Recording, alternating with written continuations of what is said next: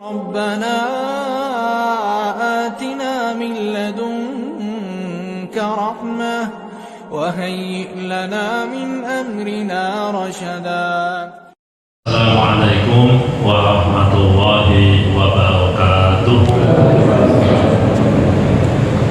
A'udzu billahi minasyaitonir rajim. Bismillahirrahmanirrahim. Alhamdulillahi wa kafa. Wassalatu wassalamu ala sayyidil mustafa wa ala alihi wa sahbihi ahli sidqi wal wafa. Asyhadu an la ilaha illallah wa asyhadu anna Muhammadan abduhu wa rasuluh.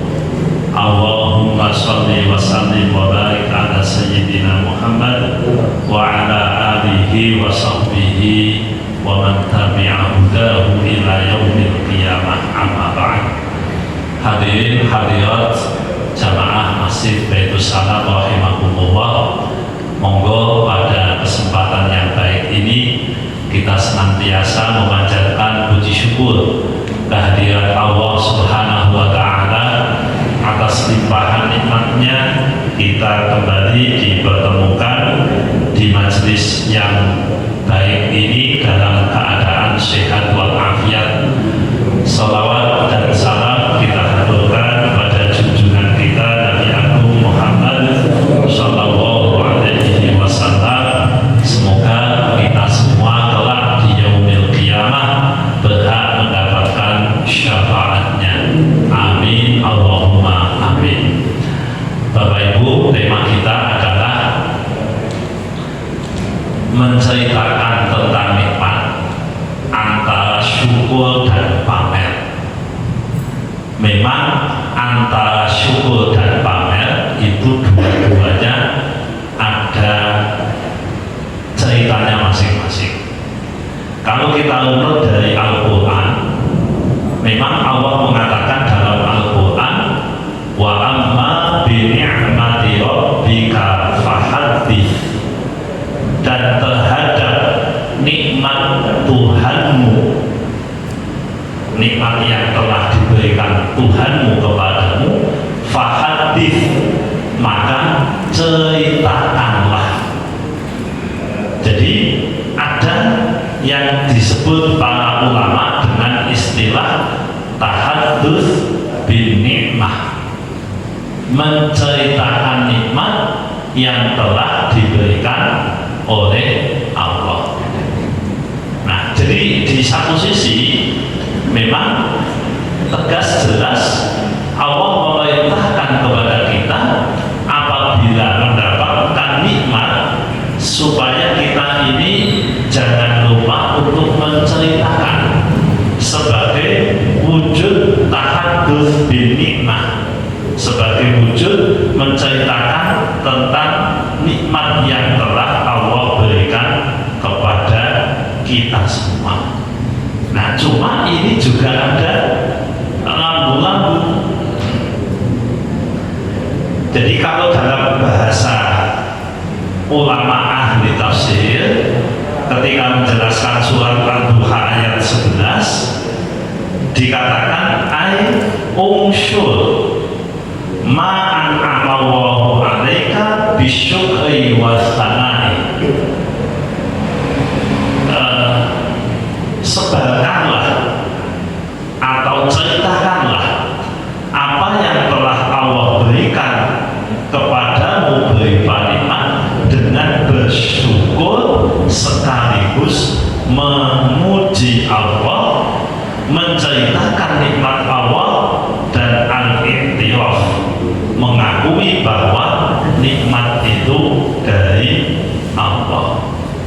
Nah, inilah yang menjadi penting bagi kita untuk melihat perspektif yang pertama. Terus yang kedua, Bapak Ibu, Allah mengingatkan juga manusia-manusia yang suka pamer. Ya, contohnya alladzina hum yu'una wa yamna'una al-ma'un. Itu satu ayat menggambarkan tentang orang-orang yang suka lihat ingin mendapat pujian dari manusia.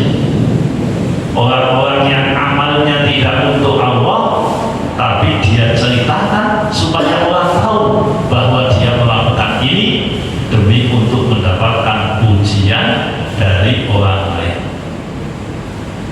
Ketika membahas tentang orang munafik di surat An-Nisa, Allah sampaikan, innal munafiqina yukhadi'una Allaha wa huwa khadi'uhum wa idza qamu ila sholati qamu kusala yura'una an-nasa wa la yadhkuruna Allaha illa qalila. Sesungguhnya orang-orang munafik itu menipu Allah, dan Allah akan balas menipu mereka. Itu kata Allah, innal munafiqina yukhadi'una Allaha wa huwa khadi'uhum. Lalu dilanjut, wa idza qamu, dan ketika mereka mendirikan sholat, qamu kusala, mereka mendirikan sholat dengan malas. Nah, terus kemudian dilanjut lagi, yu'unan nasa, dan mereka ingin pamer terhadap manusia. Nah, jadi dua ayat tadi, alladzina hum yu'una wa yamna'una al-ma'un, jelek. Surat An-Nisa, qamu kusala yu'unan nasa, jelek. Nah, jadi ada dua sisi. Yang satu menceritakan nikmat, itu namanya tahadduts bi nikmat baiklah. Yang satu pamer, itu jelek. Nah, perilakunya sama. Kita ngaji cerita, saya ngaji, itu bisa dua. Apakah jenengan sedang pamer, ataukah jenengan sedang menceritakan nikmat Allah kepada kita, bahwa kita diizinkan untuk datang ke majelis ilmu.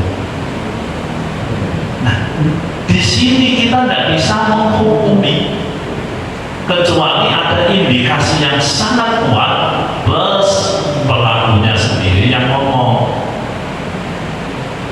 Nah, oleh karena kita tidak bisa menghukumi orang lain, yang kita lakukan adalah hukumi diri kita sendiri, evaluasi diri kita sendiri. Ceritake nama, ceritake sesuatu itu dodong, itu tujuannya apa sih? Nah, di sini baru lampu-lampu. Sekali lagi, ini bukan untuk menjas orang lain, ini bukan untuk menilai orang lain. Tidak ada kompetensi bagi kita dalam konteks ini menilai orang lain, karena dua-duanya bedanya tipis antara pamer atau syukur. Jadi karena memang bedanya tipis ya kita harus hati-hati. Makanya Bapak Ibu hati-hati, ada istilah namanya syukur tapi pamer harta, itu di media sosial. Umpamanya gitu. Ya Allah, alhamdulillah HP saya ini rusak, tapi 3 masih di rumah bagus. Ini jadi pamer kan? Kita mau ini syukur, alhamdulillah, tapi isinya pamer. Jangan dilakukan. Kan zaman sekarang kan usul wong gawe status di media sosial. Zaman sekarang kan usul orang pakai itu. Jadi kayaknya syukur, alhamdulillah, meskipun terlambat dipamer bodoh jadi, tapi rumah saya sekarang sudah bagus, hanya habis 3 miliar. Itu pamer. Nah, yang begitu-begitu itu Bapak Ibu, orang bisa menggunakan kamuflase seakan-akan dia bersyukur, padahal dia sesungguhnya pamer. Nah, monggo kita harus jeli di dalam melihat seperti ini. Atau kemudian kita pamerkan tentang ibadah kita kepada orang lain, entah ini syukur atau pamer, tapi ini harus hati-hati. Kita bikin status di WA, kita bikin status di media sosial. Alhamdulillah, 30 juz 5 hari selesai. Lu ngapain cerita begitu? Dan tentu bisa jadi dia mau memberi motivasi kepada orang lain, bisa jadi begitu. Tapi ingat, bisa jadi dia sedang pamer. Nah, kita harus hati-hati, tahan diri kita untuk tidak melakukan tindakan-tindakan tersebut. Tahadus bil nikmah bagi kita di era modern itu potensinya kecil. Potensinya kecil. Sekali lagi kita tidak menafikan adanya orang yang memamerkan sesuatu yang baik, kemudian itu akan menjadi bentuk syukur kepada Allah, bisa saja ya. Tapi di zaman yang serba manusia ini pengen mendapatkan ujian, ini harus menjadi catatan bagi kita semua. Jadi jangan mudah untuk memamerkan sesuatu. Nah, terus apa yang mesti kita lakukan di sini, Bapak? Nah, ini ada semacam fondasi mental yang perlu kita bangun agar kita itu lebih banyak bersyukurnya daripada pamernya. Yang pertama, Bapak Ibu, kenapa orang ini pamer? Ya, syukur tapi pamer, atau pamer mengesankan syukur? Karena pertama dia itu gila pujian. Itu dulu masalahnya. Ini sesuatu yang sangat fundamental, Bapak Ibu. Kita pengen dianggap orang lain sebagai orang soleh. Kita pengen dianggap orang lain sebagai orang hebat. Kita pengen disebut sebagai orang yang paling jagoan. Nah, di titik inilah kelemahan sebagian kita yang kemudian akhirnya pengen memamerkan apa yang dia miliki. Entah itu harta, entah itu prestasi, entah itu ibadah, entah itu anak, entah itu koneksi. Bahkan ada yang pamer palsu, namanya flexing. Orang duwe bondo, orang duwe mobil, foto di pinggir mobil, dan ketok koyon duwe mobil. Ini flexing jenenge. Pura-pura beli handphone mahal, dipoto dan kanggo pamer koncone. Wis ngapusi pamer sisa, pamer kebohongan. Loh, ini kan ada budaya namanya flexing, Bapak Ibu. Sekitar 1-2 tahun yang lalu, itu kan ketika rame-ramenya istilah flexing. Bahkan kata Profesor Renat Kasali itu ada satu komunitas di Cina, perempuan-perempuan yang hebat, yang cantik, dia khusus demi mendekati orang-orang kaya dengan cara flexing, gantian sewa tas Hermes, jadi sewa, nah, supaya bisa mendekati target. Dan kita style mobil sport sewa, beloyoan gantian wong 10 sewa, kanggo wong dino sing penting kena hiburan sedino, kena gawe foto, kena lebok ke Instagram, kena lebok ke ini. Nah, bicara fundamental yang begini, Bapak Ibu, dasar utamanya karena dia pengen dipuji. Makanya ketika kita membahas tentang makna alhamdulillah, segala puji milik Allah, kita pernah sampaikan, Anda, saya itu tidak punya hak sama sekali atas sebuah pujian. Yang punya hak atas pujian adalah Allah. Kalau itu bisa kita camkan di dalam diri kita, kita camkan dalam hati kita, dipuji tidak terbang, dicaci tidak hilang. Ya, biasa saja, biasa saja. Nah, ini penyakit sebagian kita, penyakit sebagian kita di sini, sehingga tahadus bin nikmah berubah menjadi yuwauna. Sing mestine ceritake nikmat iku apik berubah menjadi pamer. Nah, ini ini yang jadi masalah. Dan ini Bapak Ibu sudah terdoktrin di sebagian besar masyarakat dengan adanya handphone, adanya media sosial. Media sosial yang pertama kan Facebook kan. Mark Zuckerberg itu hanya pengen menghubungkan teman-teman semasa kuliah. Begitu bisa diperluas, begitu bisa mendunia, ternyata bukan hanya itu, bisa jadi marketplace, bisa menjadi pamer gaya hidup, style dan seterusnya. Akhirnya berkembang, dan sekarang menjadi sangat luar biasa. Ini kan baru berjalan 20 tahunan. Dulu mau pamer lah pada akeh, saya ini mau pamer akeh, makanya orang sarana nih. Nah, semakin tinggi sarana, kita semakin harus hati-hati. Maka betul kata sebagian ulama, semakin mendekati zaman akhir, orang itu susah untuk menjadi orang baik. Karena memang potensi untuk menjadi jeleknya itu banyak.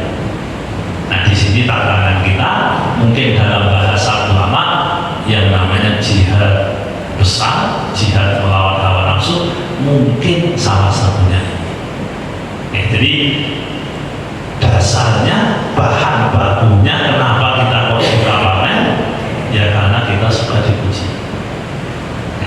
Nah, berarti sing ditandani gini, nek kula jenengan kok suka dipuji, berarti ini butuh dikurangi volume konsentrasinya. Kurang. Nah, caranya dia Pak, kula bisa sampe dipuji, ya jenengan lakoni sing iso diunek-unek kok. Nah, latihan diunek-unek kok. Dulu itu banyak ulama yang melakukan konsep namanya muhammadiyah. Ketika dia sudah dipuji-puji orang, dieluk-elukan orang, aduh, ini udah nggak pas ini bahaya ini, bahaya bagi saya, ini bahaya, penjerumusan terhadap perilaku yang nggak benar. Wong nek wis dipuji-puji senengane lali Pak. Orang yang ditokohkan berlebihan itu juga bisa lupa. Tidak ada balance, tidak ada keseimbangan, akhirnya orang ini lupa diri. Nah, ulama-ulama pada nyadar, ini aku kok dipuja-puji soalnya macam-macam. Gawe akhir aku diunek-unek ke wong, gawe pokok nyeleneh. Jadi nyeleneh itu semojo dan mengurangi harga diri. Dan harga diri ini orang kedua. Harga diri ini orang kedua, maka dilakukanlah upaya nyeleneh. Tapi tidak dosa nyelenehnya, nyeleneh orang dosa, sing kira-kira orang dosa, tapi miturut wong akeh apik. Nah, masalah apik, kalau apik ini kalau jenengan juga tidak pakai tidak pakai alat ukur yang semestinya. Kemarin itu lucu Pak.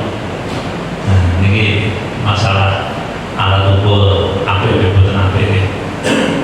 Kalau jenengan kan yo ana sing jenenge waktu tapi kan dosa. Waktu ora pantes tapi betul dosa. Ora pantes moto kula jenengan waktu. Jadi ceritanya kemarin itu saya waktu ngaji minggu pagi di Gunung Pati kemarin habis dari Istiqomah.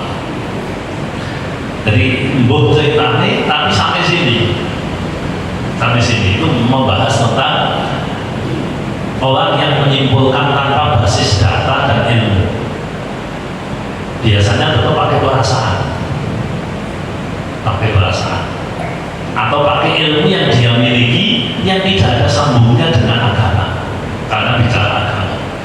Jadi kalau cerita ilustrasi tapi pitakonan ini menunjukkan bagaimana kita membuat kesimpulan. Umpamanya. Jadi ada seseorang, taruhlah namanya si A. Si A ini adalah bodoh-bodoh ditamoni wong akeh. Omahe kebak. Nggih nemoni sedelo sekedhap nggih bapak-bapak kula ajeng wonten meeting. Bareng kuwi ternyata dia itu berhubungan suami istri dengan istrinya. Terus baru adus rampung isek apa jenenge dasar terus wis kandungan terus nemoni meneh. Tamune takon, lho Pak kok ora diganggu saking pundi kok adus barang. Aku baru kumpul karo bojoku. Kira-kira tamune niku persepsine piye? Oh, ora mau dia. Nek ditamoni malah kaya ngono. Nek umpamane jenengan sing dadi tamune Bapak Ibu, terus jenengan ngomongnya piye bisa? Piye bisa? Enggak, jenengan berpersepsi baik atau jelek dengan orang. Jadi tamu cekal lho, ono tamu wong akeh lho, Pak. Mono tamune ya kok bertakon. Napa Pak kok? Sing ditakoni ya jawab jujur. Lah aku ki mau dengar ketoke gak liwat ana cewek ayu kan aku terus ngomong bojoku aku pengen terus jajal Bapak Ibu umpamane kok ana wong nglakoni ngoten niku jenengan terus memicikan mata dak. Ya sakale jenengan to. Nah gitu. Kira-kira dadi rasa-rasa mboten niku. Nggih. Lah terus ngono ki apik wae. Saya sing belum, tapi itu pernah dilakukan oleh Nabi. Jadi yang saya ceritakan itu kisah Nabi menurut Pak. Kalau tidak Nabi, wah aku kasih tahu itu Pak. Tahu nah itu masalahnya kita itu sering bikin kesimpulan tanpa ilmu ya begitu. Dengan mungkin kan, masa kayak ngono tuh Pak, ya wis boleh apa tuh tadi sih. Cari saja hadisnya akan ketemu. Loh kok ngono ya Pak? Nah itu ulama kadang menggunakan model itu untuk mengurangi potensi supaya dia itu tidak terlalu dipuja. Sebab wong sing terlalu dipuja itu bahaya. Orang yang selalu diekspektasikan terlalu tinggi itu bahaya. Secara psikologis itu bahaya. Saya nonton sidang penangkapan sidang tentang kasus narkoba yang waktu itu yang ketangkep siapa itu? Anaknya Bu Isa siapa?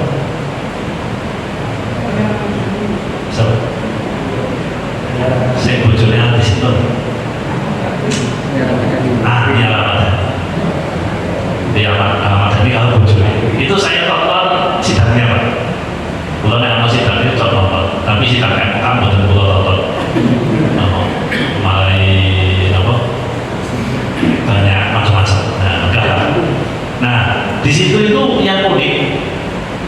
Ketika ditanya, kenapa Anda mengkonsumsi narkoba? Nah, salah satu yang dia sampaikan dan saya masih ingat itu kata Nia Ramadan itu. Karena ini yang di pengadilan dan disampaikan kan bisa kita kutip. Saya ini orang yang dipersepsikan bahagia oleh orang lain, sehingga saya itu harus nampak bahagia di hadapan orang lain. Saya harus nampak sempurna, saya harus nampak bahagia. Padahal saya itu hatinya kosong, hati saya itu sedih, hati saya itu susah. Teman-teman saya itu melihat saya dengan corak yang tidak utuh. Maka pelariannya saya mencoba narkoba. Nah, dalam bahasa agama. Terus kemudian kan akhirnya dia direhabilitasi. Dengan direhabilitasi itu dia mengetahui bahwa hidup itu tidak perlu sempurna dan tidak berekspektasi sempurna. Sederhananya kalau dalam bahasa agama wis lah dengan itu sing penting lakoni apik ya sing apik, berbuatlah yang terbaik, tidak usah pengen atau merasa atau harus dipuji orang, diapresiasi sakarmu wah. Dengan begitu kalau itu udah menjadi mental, menjadi sudut pandang ya aman gitu Bapak Ibu. Meh dipuji ya kono, oh ayo aku. ngaji kula jenengan mbok menawa kena penyakit gila pujian mbok menawa ya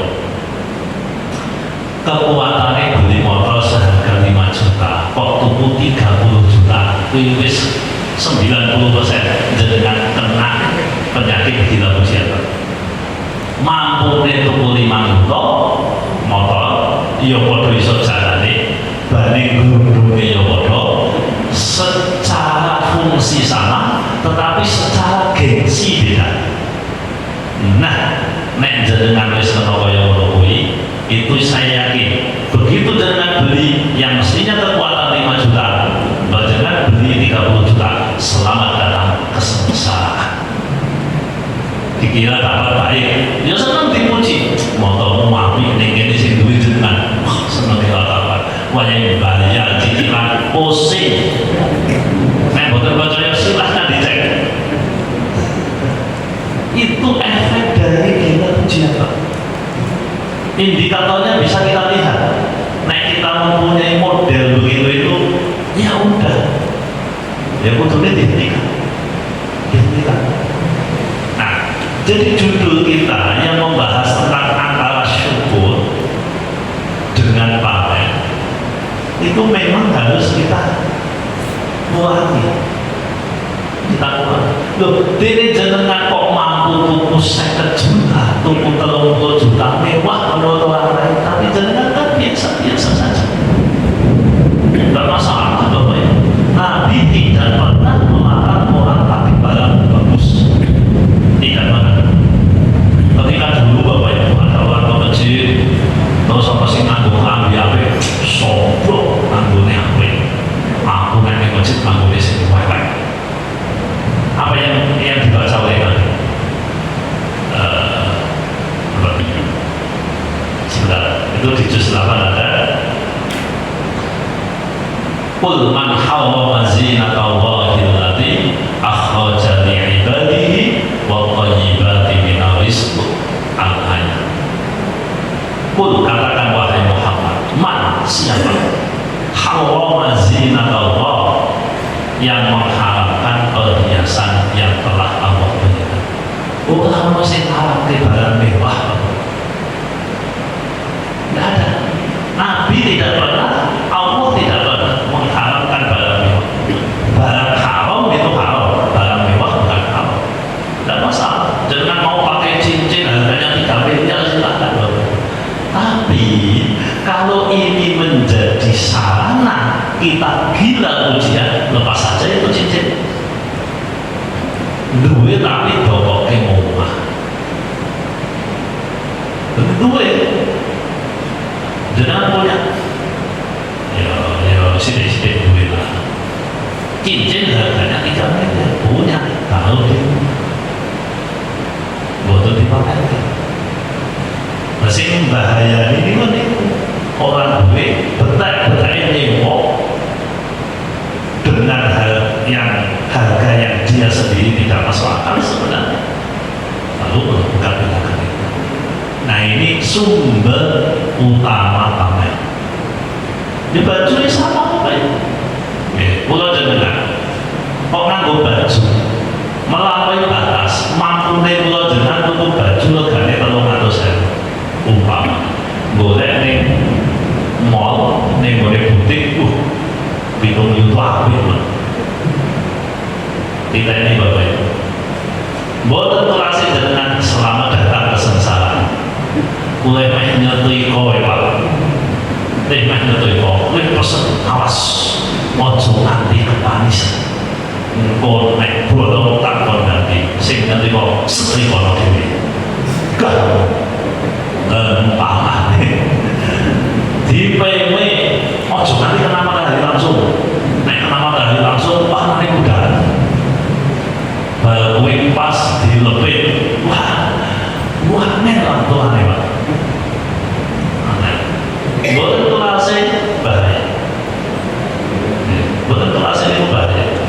Nah, ini ujian-ujian yang harus kita pahami Bapak Ibu agar kita itu bisa lebih fokus untuk bersyukur kepada Allah, tidak berfokus kepada apa-apa yang membuat kita dipuji. Jadi nek punika dipuji kapan-kapan kula jenengan nglakoni perkara sing boten dosa, tapi wong-wong iku ora pakai respect. Boten pakai apa? Respect. Nah itu salah satu dari ikhtiar yang bisa kita lakukan. Terus yang kedua Bapak Ibu, ini dua saja bersama. Yang kedua, bagaimana agar syukur dan pamer itu pemisahnya jelas. Jadi kalau jangan ya syukur tenang, yang pamer ya orang ulangi ibadah. Oke, makanya gini aja, nek jenengan memang apa namanya, pamer ini iso dihentikan.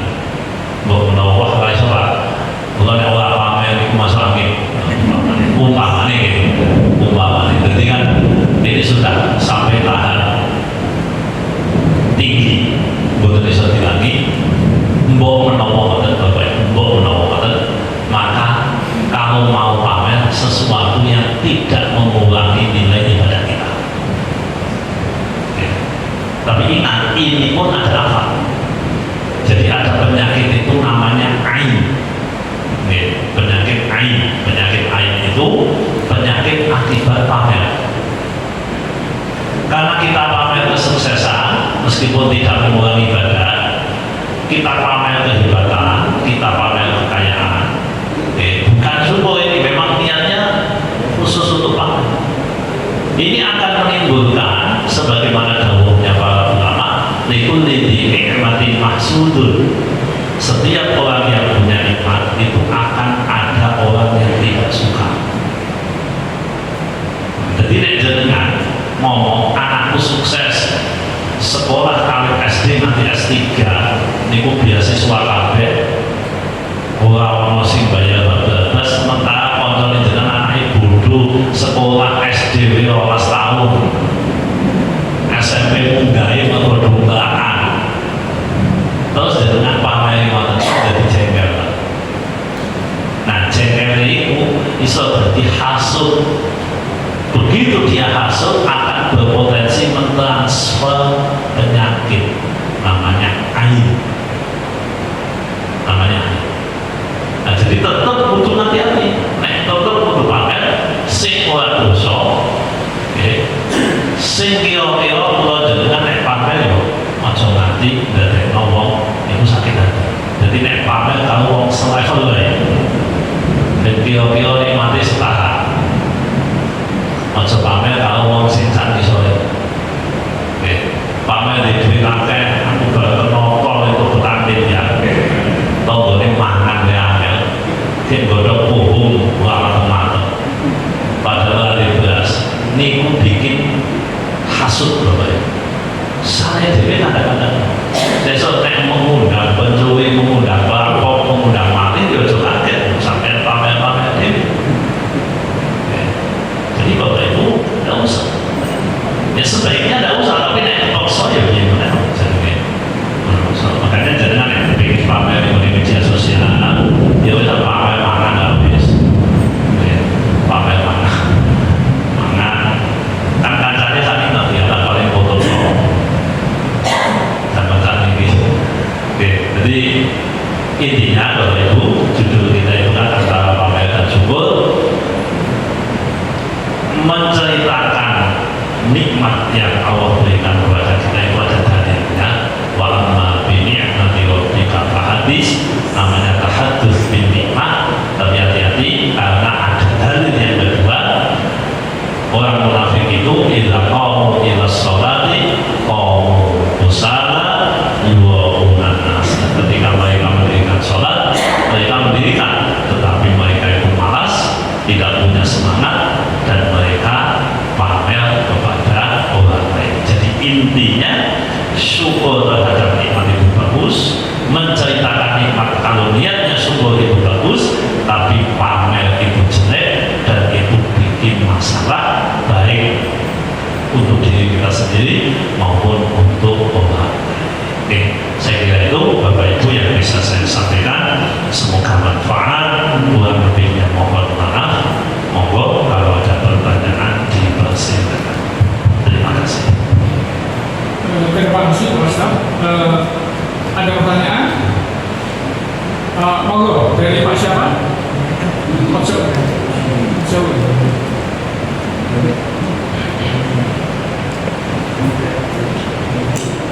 Singkat saja pertanyaan.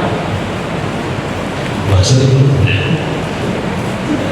Terima kasih Pak. Assalamualaikum warahmatullahi wabarakatuh. Waalaikumsalam. Ustaz mohon dikomentari nih Pak terkait dengan ajakan ibadah yang melalui media sosial. Satu itu, kemudian yang kedua ajakan sodako. Di era ini Pak ya, milenial ini anak muda, ada komunitas yang dia terus bersodako. Jadi di suatu waktu dia salah satu anggota di komunitas itu tahu, oh Bang di sana ada masjid belum jadi Bang, yuk kita nyumbang yuk, jangan apa yuk, oke aku semen satu sak, aku pasir satu rit. Di komunitas itu menurut saya baik, tapi begitu ini di luar komunitas ngajakan Bang mau nyumbang nggak, ini ada masjid belum jadi, nyumbang dia ngomong ya kayak gitu. Assalamualaikum warahmatullahi wabarakatuh. Waalaikumsalam. Terima kasih Pak Puji. Untuk ibu-ibu barangkali ada? Belum ada? Belum ada ya? Sebentar Pak Ustaz, ini sekalian menyambung pertanyaan berikutnya supaya nanti bisa dikondisikan untuk masalah waktunya. Terkait dengan materi pada malam hari ini, tadi sudah disampaikan, yaitu manakala orang menceritakan nikmat tersebut dikatakan adalah pamer, itu apakah termasuk dosa pada Allah atau dosa pada sesama umat manusia? Kemudian yang ketiga, yang berikutnya adalah saat ini musimnya orang halal bihalal atau bersalam-salaman. Pernah disampaikan oleh Ustaz bahwa orang yang bersalaman itu sebelum lepas dari pejabat tangan maka mereka sudah terampuni dosanya. Namun apakah mungkin bahwa orang yang bersalaman itu tidak terampuni dosanya manakala orang yang ini belum mengikhlaskan permasalahannya? Jadi izin jongkol mungkin ya, sehingga aku ramah aku bisa jadi aku misalnya. Jadi apakah itu hukumnya bagaimana Ustaz? Maksudnya apakah dia yang minta maaf itu sudah terhapus dosanya atau belum terhapus karena yang terjual ini belum ikhlas untuk memaafkan. Termasuk orang-orang yang berbuat ghibah. Orang yang terghibah itu kan pasti kerasa, sedang orang yang ghibah tidak merasa. Kemudian pada saat bertemu bersalaman, namun kali ini belum tentu terikhlaskan untuk maafnya. Ini hukumnya daripada Allah. Ada tiga tadi Pak Muji ada tentang ajaran untuk sedekah dan sedekah. Kemudian yang kedua adalah tentang tadi pamer, yang ketiga tentang bersalaman. Terima kasih Bapak Ibu mengenai ajakan sedekah yang di era modern ini yang tadi dicontohkan, yuk nyumbang semen yuk dan sebagainya. Nah, jadi kita harus pisahkan dulu. Sedekah itu ada dua. Pertama sedekah wajib, yang kedua sedekah sunnah. Kalau sedekah wajib itu tidak ada istilah pamer. Makanya zakat itu sebaiknya justru terang-terangan. Zakat boleh. Zakat itu jelas terang-terangan. Paling tidak terang-terangan antara muzaki dan mustahik. Paling tidak begitu. Jadi dalam sholat fardu itu tidak ada istilah pamer. Kenapa supaya aku nih masjid, aku nggak pamer. Terus nih mau mahal. Nah itu kata-kata yang salah, tidak berbasis ilmu itu. Kalau alasannya begitu, dan alasannya begitu, aku harus ke masjid, begitu. Tapi kalau alasannya begini, jadi membuat alasan yang nampak logis, kayaknya baik, tapi sesungguhnya tidak baik. Lupa, nopo atau jamaah di masjid, aku mau mahal ya, nggak mau. Dari rumah kan sepi, aku kan mulai sholatnya tahu kok. Tapi ibadah gue becek, sing tersembunyi itu salah, karena dia bicara tentang maktuban sesuatu yang wajib. Jadi yang wajib biarkan dalam keumumannya.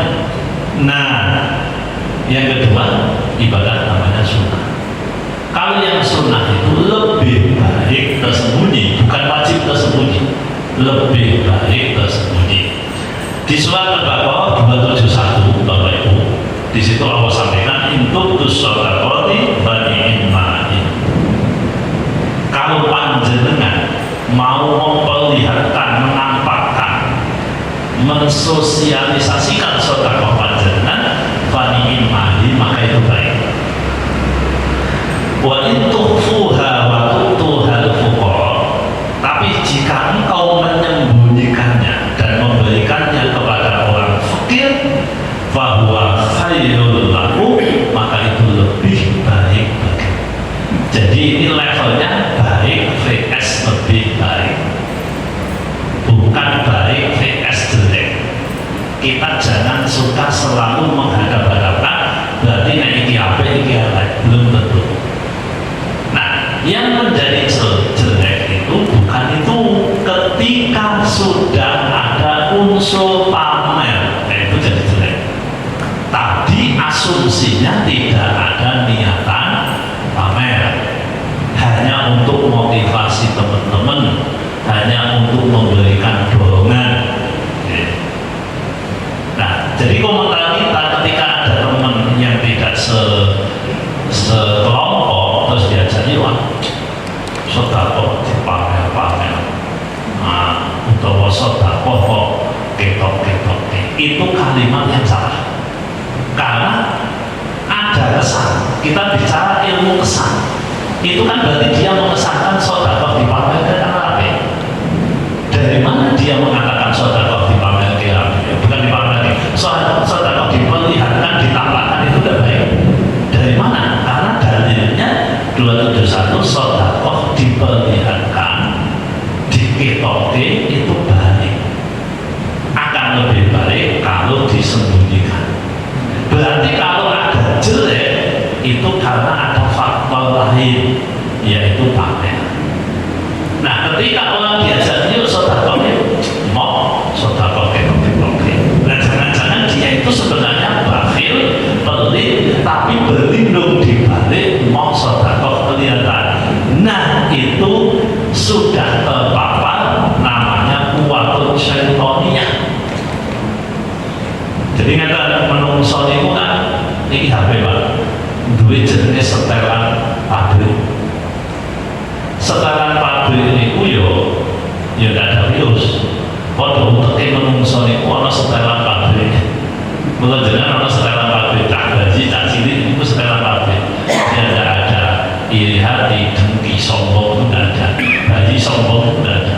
Walaupun dia tak ajaib, dia yo lengah-lengah. Karena yang memang tidak ada itu.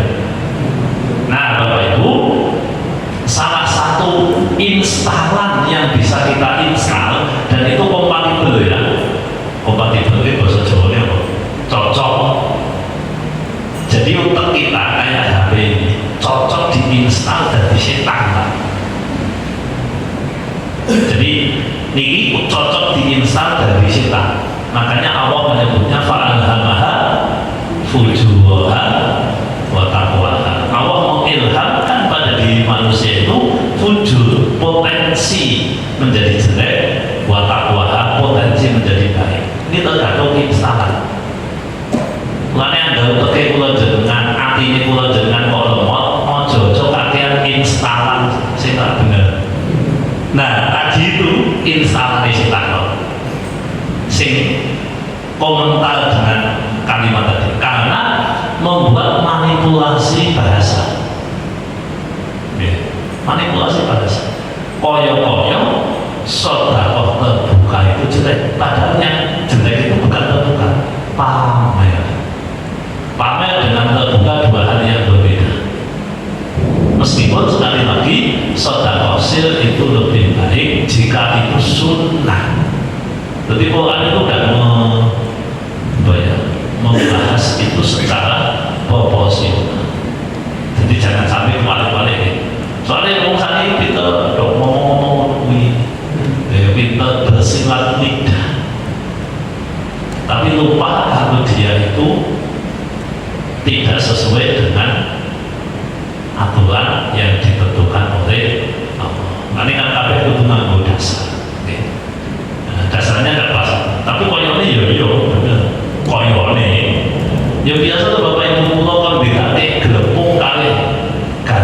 iso salah memilih jadi milih ya 50-50 kan pada putih itu utang beli siji narkoba ini lah depan siji kokain heroin siji gandum siji gelepung lah nanti kan bedanya ya beda-bedaan kok podo mengajarkan dalam agama yang melalui ada beda-bedaan kok beda-bedaan iseng-iseng belajar.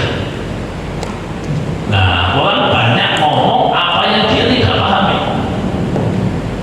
Ya, seperti tadi, jadi komentarkan tadi apa pertanyaannya ini kayak komentari, saya komentari dengan menggunakan pendekatan ayat 271 surat Al-Baqarah. Nah, itu pertanyaan yang pertama. Sekaligus yang kedua tadi. Yang kedua, kalau pamer itu, nah itu sama ya. Oh ya, jadi kalau pamernya itu yang bikin masalah dalam ibadah. Nah, dosanya pada siapa? Jadi pamer itu Bapak Ibu, kalau memang menyakiti hati orang lain, ya dosanya sesama manusia. Tapi kalau tidak menyakiti, ya menghapuskan pahala. Jadi yang itu menghapuskan pahala. Kalau amal itu kok dipamer-pamer, maka dia bisa terhapus pahalanya. Bisa menjadi dosa kalau memang menyakiti orang lain secara nyata. Tapi kalau tidak, ya tidak sampai ke dosa sesama manusia, itu akan menghapus sisi-sisi kebaikan dia. Mau pamer tadi. Oh yang salah tadi ya. Oke. Oke. Jadi gini Pak, ketika salaman itu yang gugur dosa di majelis Pak, dosa sukabeh. Enak. Jadi mamanya kalau salaman kali dengan dosa yang sak majelis ini aku. Sak majelis dulu ya, dari sak jam ini baru nama kula dengan dosa niku insyaallah hilang. Karena Nabi memang mengatakan bahwa apabila dua orang muslim bersalaman salaman musafahah niku maka dosanya akan hilang sebelum dia pergi. Dan kalimat akan hilang itu kan masih belum dijelaskan berapa yang hilang. Nah, para ulama menjelaskan itu doa dosa yang ada di tempat itu. Podo doa kafaratul majelis. Subhanakallahumma wa bihamdik asyhadu an la ilaha illa anta astaghfiruka wa atubu ilaik. Niku dosane mau guyon ning masjid niki menawa dosa niku ilang Pak. Tapi yang kuwi kok orang berdasarkan dinding boten. Dasar musafahah itu hanya di tempat tersebut. Sehingga musafahah jika tidak ada hal lain yang melatar belakangi atas itu, maka yang terhapus dosanya spesifik, tidak semuanya. Artinya kalau tadi ditanyakan, mungkin ngerasani dan lain sebagainya, tidak ada ikrar apa-apa, melawan penjalunan, belum ada keikhlasan dan seterusnya, ya belum selesai urusan, untuk diparangi ini omah. Urusan yang mau kampung nanti susu ini omah. Oh ini wonge legowo iki tak panganan ini omah. Mengko tak gawane banyu saember atau apa. Jadi kanggo nyenengke wong sing disamahi. Jadi Bapak Ibu, kesamaan tidak lepas. Nah, kalau diikrarkan bisa Pak. Contoh, ini pengajian. Kula matur Bapak Ibu, nuwun sewu nek kula disalah kalih jenengan, mbok tahu rasa-rasa, supaya sing biyen dosa lisan, dosa fisik, dosa ati kalih jenengan, nuwun dingapunten nggih, jenengan ikhlas nggih. Ikhlas. Kita yang ikhlas kabeh berarti lampung urusan. Tapi sing utang yang mboten kan ora masuk dalam kategori yang tersebut tadi. Kan mau rasa-rasa, ada mungkin ngomong unek-unek hati dan sebagainya. Jadi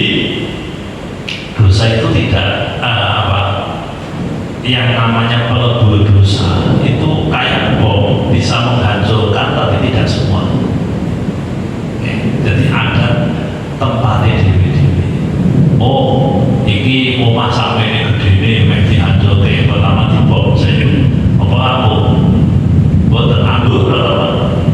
Bukan ada gedung bangunan 20 lantai mau dihancurkan, kan dibom. Apakah bom menyelesaikan semuanya? Tidak. Maka supaya iso kan kudune gawake dosa, gawake alat-alat yang lain. Kan begitu. Dosa kayak ngoten niku. Jadi jangan digambarkan dosa ilang ganti ngoten mboten, Pak. Sing halus-halus saya kudune kan nganggo ibu, Pak. Jadi ada tempatnya masing-masing. Makanya kalau dengan makan ngaji di Ngapura dosa ini ya ada. Jadi ada sisi-sisinya. Memang supaya bisa betul-betul bersih banyak yang kita lakukan. Jadi kembali ke pertanyaan tadi, kalau orangnya tidak riba, ya mohon maaf tidak bisa selesai urusan hakul adami dengan sesama manusia. Begitu Bapak. Terima kasih. Mungkin ada lagi satu lagi barangkali masih ada pertanyaan. Siap Pak Budi, langsung kalau atur apa bisa? Oh iya. Assalamualaikum Pak Ustaz. Waalaikumsalam. Saya itu sering diberi sodako sama saudara. Mas, ini ada titipan. Saya tanya dari siapa? Dari hamba Allah juga. Nggak mau disebutkan namanya apa. Itu saya ingin membalas kalau misalkan sholat mendoakan gitu, balasan. Terus gimana? Saya nyebutnya gimana? Hamba Allah juga. Ya, terima kasih. Jadi Bapak Ibu, ini contoh kasusnya, kita itu diberi kebaikan oleh orang yang anonim, kita tidak kenal, orangnya tidak menyebut, dan seterusnya. Bagaimana cara kita membalas kebaikan?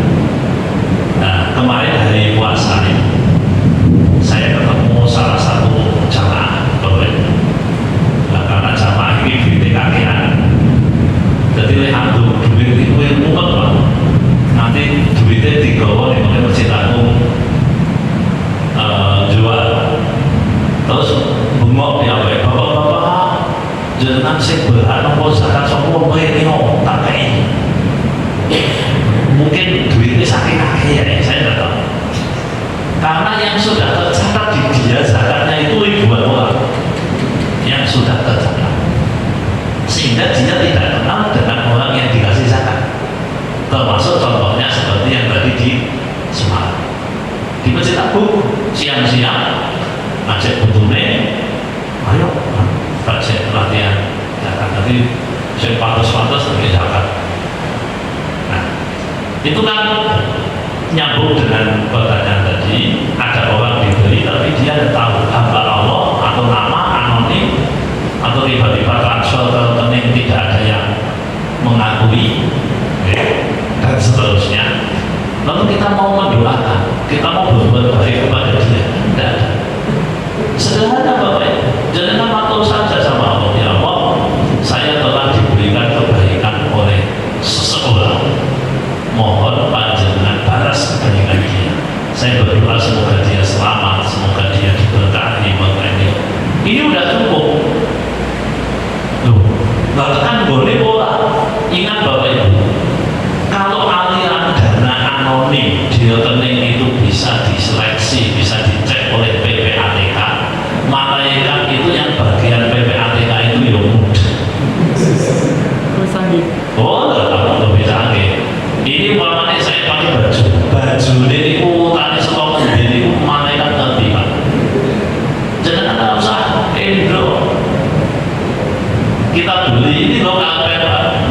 Karpet ini betul karpet masjid, tapi uangnya dari mana, halal atau haram, malaikat nanti Pak.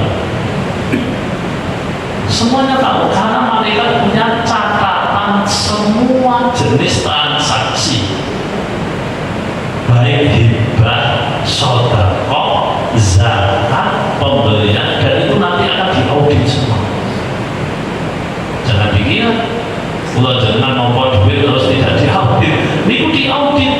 dari mana ke mana. Nah, dari mana itu satu titik. Kalau kita dipersepsikan cerdas, mesti dari mana itu panjang. Makanya saya pernah cerita di sini, kalau tidak salah, ada yang nanya di satu masjid. Jadi dia itu suka ngaji ini, tapi jauh sampai ke Magelang. Jadi ngaji ini di Magelang sebulan pindah. Ada beberapa warga, satu mobil. Nah, suatu saat si bos yang mendanai ketinggalan sing bayari ongkos mobil di Magelang PP, kalau sing jajaki ketika motor itu saya dijajaki sing makan dari makan. Jebule siji waktu ngomong, Bapak Ibu niki kula ya pengen teko, kula niku ya seneng ngaji, kula ya seneng dengan cuma ben ora dadi napa-napa. Jenengan perlu ngerti yen kula niku dana iki duwite nganggo kula boleh duit. Dan boleh duit kuwi carane nganggo kula iki dadi gelem ning Bandungan. Dadi mucikali di Bandungan iki aku karo kanca-kancane Pak. Terus kan ditakoke kula, Ustaz, nek ngoten niku yo kula itu mangkat ngaji boten. Kula jawab yen iso nganggo duit iku ya boten usah. Malaikat ngerti aliran danane saka ngendi kok. Jadi nggak usah. Luwe becik orang ngaji nek ngono utawa sesuk nek bayar dhewe lah kula di duit to ya wis lah di duit rasa kamu kenal kok Indonesia kan ya itu aliran dana sama. Ada lagi Bapak Ibu namanya doa apa ya, doaan Babil Ghaib, doa tapi sing didongake nanti doa mungkin dengan pernah saya minta mendoakan, tapi yang saya tidak tahu waktu saya haji ya. Pernah tuh saya sampaikan di sini, Bapak Ibu saya minta dengan mendoakan, tapi tidak usah ngomong, dan saya dia tidak tahu. Saya ikhlas monggo doa, saya bukan ikhlas nggak usah. Karena ada satu poin Bapak Ibu, ada doa yang luar biasa. Ketika yang didoakan itu tidak tahu, jadi dia tidak tahu. Nah, ketika ada doa model kayak gitu, malaikat itu datang, Pak. Itu malaikat spesifik memang. Jadi doa itu ternyata nanti ada filternya. Oh, doa itu, oh, wae, dongake, waktu diundang nih kumae kayak berkah. Nanti orang catatannya di Pak. Jadi dongane, wah ini dongane waktu berkah, aminnya banter. Oh ya, ini orang verifikasi, validasi. Terus pokoknya orang Pak, malaikatnya teliti sih kalau yang ngomongnya. Nah itu orang donga ora dijaluk kok donganmu utawa dijaluk tapi tanpa pamrih. Itu kan ada klasifikasinya masing-masing.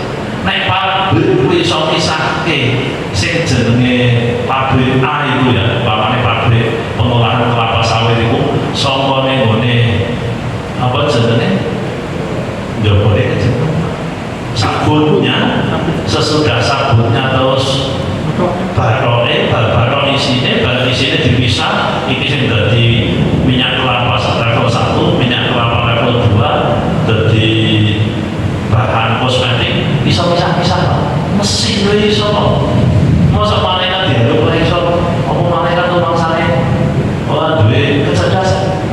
Malaikat punya kecerdasan, jadi ngamal pun mungkin begitu Pak. Kayak pabrik kayak gabah atau kening selepan. Mulai yang nanti saya bisa bingung, kok selepan pintar kan bisa gabah tahu kartu. Enggak ada yang bisa ini tuh, kok ya pintar teman tuh ya. Bisa dipisah apa? Itu kan kecerdasan yang luar biasa. Nek teknologi sederhana, harganya murah, jenenge mau seleb gabah bisa misahke beras kalau katul beras kali wadai. Nah, itu apa-apa malaikat misah-misah kok donga. Makanya jangan tolong naif. Dongane wong saleh kalau dongane wong biasa ya padha, Pak. Dongane wong apik sing ikhlas kalau dongane sing ora ikhlas itu padha. Dongane di tempat yang baik dengan yang di tempat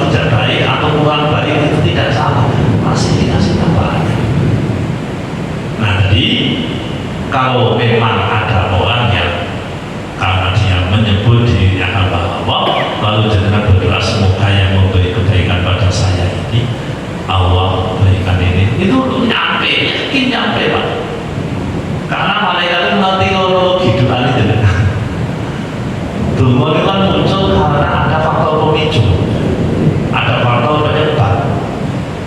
Nah malaikat itu nanti faktor penyebabnya ngomong, kan dia punya basis data.